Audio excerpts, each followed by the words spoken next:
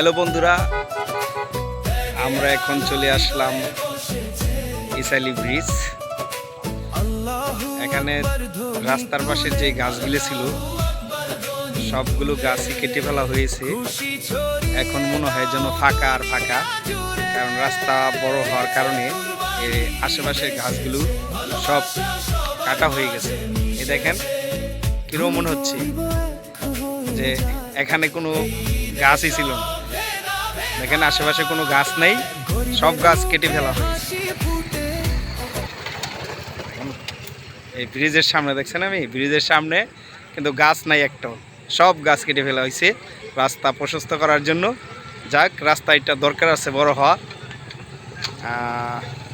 সবাই ভালো থাকবেন, সবাইকে রইল ঈদ মোবারক।